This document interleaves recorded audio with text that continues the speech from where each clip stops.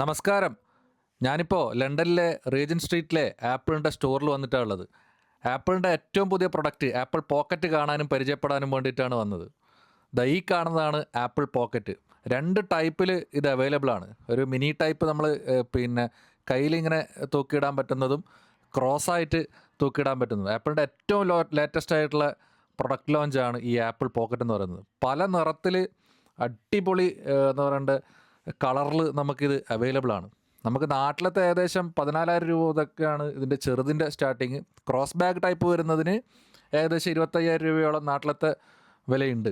ലോകത്ത് തന്നെ ആപ്പിളിൻ്റെ വിവിധ രാജ്യങ്ങളിലായിട്ടുള്ള ആപ്പിളിൻ്റെ 10 ഷോറൂമിൽ മാത്രമേ ഈ സാധനം വന്നിട്ടുള്ളൂ. എന്നിട്ട് തന്നെ പല സ്ഥലത്തും സ്റ്റോക്ക് ഔട്ടാണെന്നൊക്കെയാണ് പറയുന്നത്.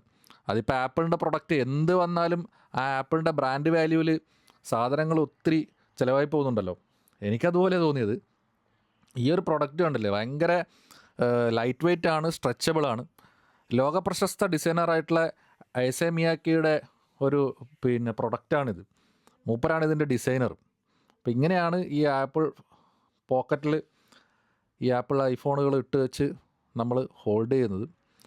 മോഡേണായിട്ട് നടക്കാൻ താല്പര്യപ്പെടുന്നവർക്കും ബ്രാൻഡ് കോൺഷ്യസ് ആയിട്ടുള്ളവർക്കൊക്കെ അടിപൊളി പ്രൊഡക്റ്റ് തന്നെയാണിത്. ഷോറൂമിൽ നിന്ന് എടുത്ത വീഡിയോ എക്സ്റ്റേണൽ നോയ്സ് കൊണ്ട് ഭയങ്കര അലമ്പായിരുന്നു. അതുകൊണ്ട് ഞാൻ പിന്നീട് വോയിസ് ഓവർ കൊടുത്തതാണ്. അപ്പോൾ എങ്ങനെയുണ്ട് നമ്മളെ ഐഫോൺ പോക്കറ്റ് എന്ന് പറയുന്ന പുതിയൊരു ഈ സാധനം? നിങ്ങളൊരു അഭിപ്രായം പറഞ്ഞ് എങ്ങനെയുണ്ടെന്ന്.